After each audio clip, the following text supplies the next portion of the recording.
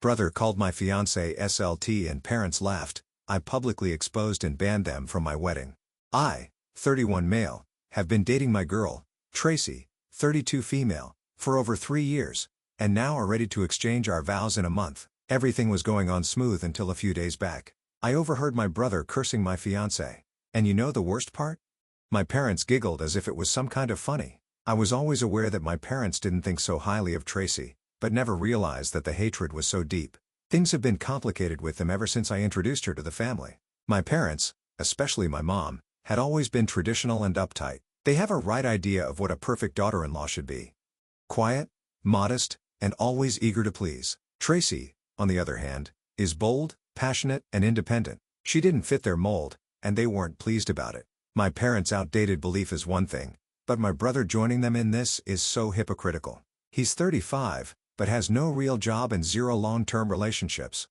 Who would want to be with a chauvinist? He spends his evenings picking women at the bar, and he talks about decency. What a jerk. I wish I had broken his bone that day. I'm fuming whenever I remember these words, and by the way, he smirked and everyone laughed. Anyway, so Tracy works in marketing, and as a passion, she pursues belly dance. She's associated with a dance school that conducts summer workshops for high school students and young women. In fact, that's how we met. I'm an event manager and back then I was organizing these workshops for her dance school. We hit it off at one of the events and since then, there's been no looking back.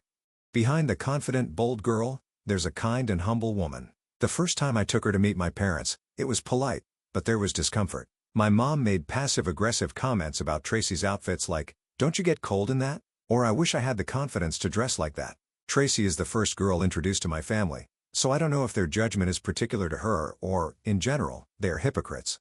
I chalked it up to them needing time to adjust, but over the months, it became clear they weren't trying to get to know Tracy. They were judging her. Ryan, my older brother, wasn't any better.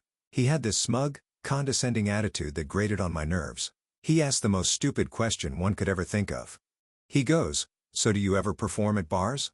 Must be a hit with the drunks." It was offensive, but Tracy brushed it off as ignorance. She said she's used to such insensitive comments because people look at this dance form differently. It was graceful of her to be understanding, but I couldn't let this slide. Since then, I distanced myself from my family. Apart from occasional texts, I'm mostly no contact with them. I wasn't aware of the fact that people are so judgmental towards a dance. She told me she got ghosted by men as soon as they got to know about her passion. She even got rejected in her marketing interviews, which has no relation to her dancing. Last year, when I proposed to Tracy, I put up a story and my parents reached out congratulating me and wanting to be a part of the wedding. Mom didn't look pleased. She had this look of she of all the girls, but Dad assured me that eventually she would come along and she did. She stopped commenting on her clothes and her lifestyle. I thought finally my mom is progressing.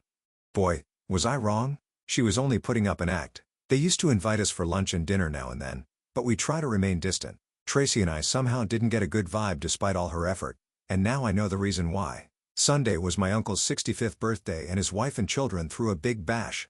I was closest to him growing up. He and his wife were my godparents and they've always lived up to that role. I couldn't miss it. He loved me and Tracy more than my parents did.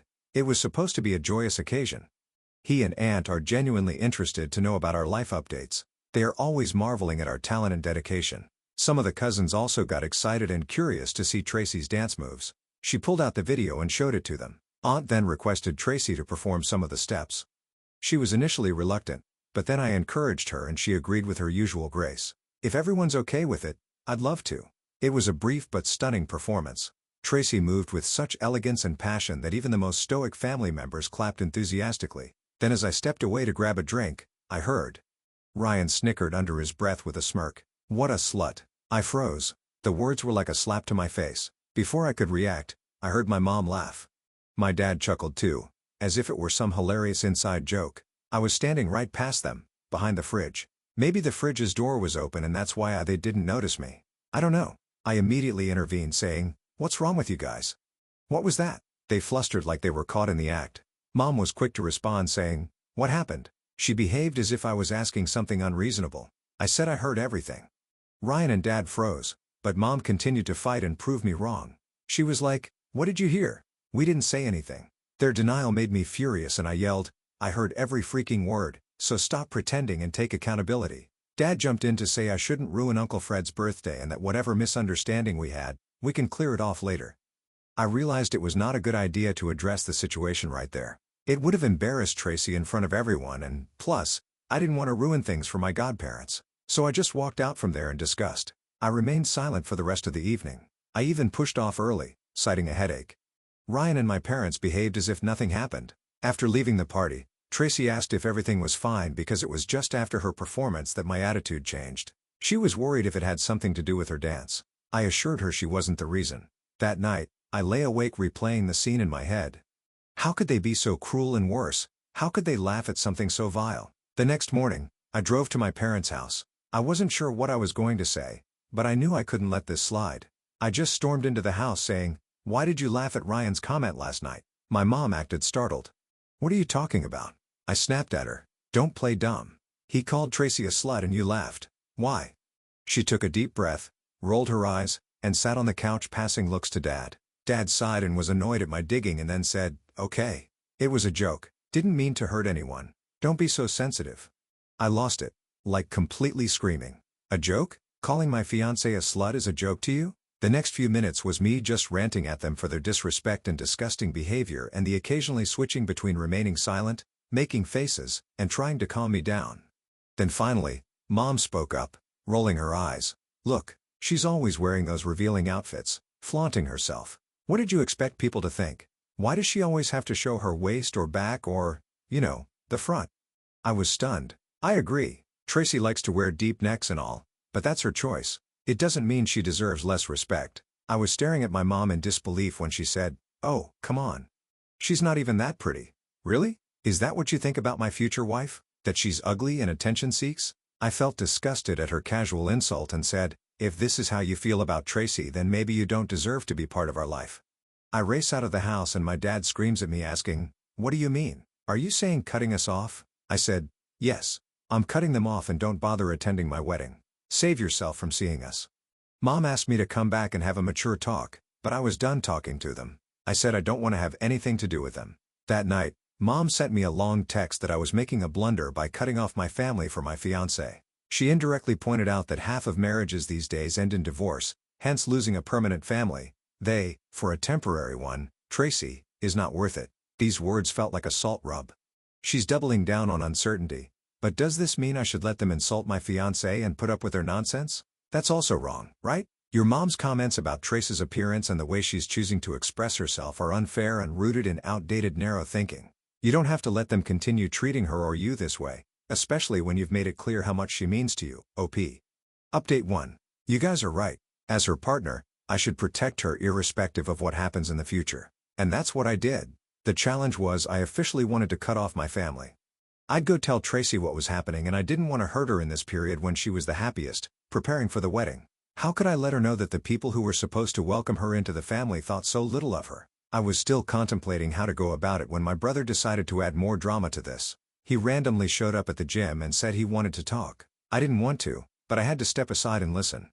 He tried to defend himself that it was not meant to insult her or hurt her. It was just a joke said in a lighter way and maybe it came off in a wrong way and I was taking it too seriously. I said calling your family member a slut can never be justified, not in the world I live, so he better take accountability for his words or just back off. He said I was blowing it out of proportion. It was a very silly stuff. I said I'm not here listening to your stupid theory. You think it's fine to demean a woman because of her clothes or her hobby or profession? Then I vote to cut off such chauvinists from my life. That's it. I refuse to further indulge in any conversation. When I got home, I was raging with anger. Tracy immediately sensed something was wrong. This time I didn't mean to hide it. I told her what was happening since Uncle Fred's birthday. A censored version. I left out the cruelest parts, but even the watered-down version was enough to bring tears to her eyes. She was aghast and speechless. She broke down saying, "Why do they hate her so much?" I hugged her and tried to calm her down, saying they didn't hate her, but even as I said it, I knew it wasn't true. We both knew my family hated her. I told her I had to cut off all contact from my parents and Ryan. She was sobbing for a long time and was upset. I asked her if I could do anything to make her feel better, but she nodded nothing. Then I officially uninvited my parents and Ryan, sent them an email with the reason. Over the next few days, endless drama unfolded. Ryan texted me saying, "Dude, now you're overreacting." Mom sent me a long message about how I was being manipulated by Tracy and letting her tear the family apart. Then Dad called me saying he can't let the family be divided and we had to work together to find a middle ground. Apparently he was worried about saving his space in front of his family and friends. It's a big thing for my parents to be uninvited to their son's wedding. He tried to negotiate asking, if Ryan apologizes, can we just move past this? I said no amount of apology is going to have them back in my life because I know he's not genuinely sorry. An apology without remorse means nothing. Does it? Despite my answer, he persisted that I should accept his apology and end the matter. I got so annoyed by his nagging that I said, if you really want us to forgive, then why only Ryan, all three of you, should apologize to her? You guys were also part of the insult because you laughed at the remark and enjoyed it. You also owe her an apology. He lost his temper and called me a simp and said, you're gonna pay a heavy price for being her puppy. She's brainwashing you and you're letting her control you. That was the final straw. I said maybe she is or maybe she's not, but I don't care. All I know is Ryan insulted her and you both supported him and I cannot let this slide. It was quiet for a while. Then yesterday, Ryan sent Tracy a text. Sorry for crossing the line. That was it. Is this the kind of apology you seek when you're remorseful? It was a mere formality. My parents were nuts after saying that. Now what? Ryan has apologized. Be a bigger person and move on. They wanted me to forget everything as if nothing happened and pretend to be a part of a happy family. I said sorry, I'm not into this BS and my decision remains unchanged. They made my life miserable with endless texts and calls wanting to be a part of the wedding. It's dang so frustrating. Seeing this mess, Tracy came to me and said if you want to invite your parents to the wedding you can. They can attend as a guest or maybe we can put them in the last row or something. I would have agreed to her plan if I didn't know my parents. They wouldn't just attend the wedding and remain in the place they're allotted. No. They'll overstep and meddle in everything possible and throw weight. And this would infuriate me and I don't want to have a foul mood on my wedding day. Her willingness to compromise only made me more resolute and I've told her I've made up my mind and I'm not going to have them back in my wedding or in my life. I hope the drama ends here. The wedding is in 2 weeks. I'm looking forward to enjoying this phase and having the best of it. I hope our wedding day turns out to be the best day of our life. I only wish so. It sounds like your brother's apology was just an attempt to sweep everything under the rug and avoid accountability. Not only that, but your parents' insistence on brushing everything under the rug for the sake of their own pride shows how much more they're concerned with saving face than actually addressing their wrongdoings. You're right to trust your gut here. Your parents wouldn't just be guests at your wedding. They'd make it about them and that's the last thing you need on your special day. Update 2. I'm married and our special day turned out to be way more beautiful than I thought. It was everything we dreamed of. Tracy was radiant. Her happiness infectious and I can't get enough of her, can I? Of course, Ryan didn't care about being cut off from the wedding, but my parents weren't thrilled. They went to every nook and corner to badmouth us and label Tracy as manipulative and attention seeker. According to them, Tracy didn't want them in the wedding, hence she brainwashed me against them as if I'm some 6-year-old toddler. I was kind of expecting this from my parents, but when Ryan joined their rally, painting himself as the victim and saying I had destroyed the family over that woman, I lost my crap. I was like, everyone deserves to know the complete truth. So I went to Facebook and wrote a detailed post about what had happened in the last 1 month, Ryan's derogatory comment, my parents defending him, and their hypocrisy and toxicity. I made 2 separate posts, one open and another in the family group. The post in the closed group contained more details, similar to this one. I even tagged Ryan on the open post for his friends and acquaintances to see what a whole load of crap he is. The post went viral within our extended family. Who doesn't like family drama? Everyone, right? My parents blew my phone asking me to delete the post ASAP. I said, why are you guys scared? Let everyone know both sides of the story and then decide whose party they want to join. Dad screamed at me for tarnishing their reputation and said it wasn't an open battle or some sort of competition that I was putting up the details in public. I said they started this game of campaigning against me. I'm just completing their one-sided story. If they're so worried about their reputation, they shouldn't have opened their dirty laundry in public. Obviously, they didn't own up to it. Instead, they went about urging everyone to boycott my wedding. People are not dumb. After reading my post, it became clear to everyone why I did what I did. I think posting it publicly was by far the best decision I'd taken. It saved me from answering a lot of questions at my wedding.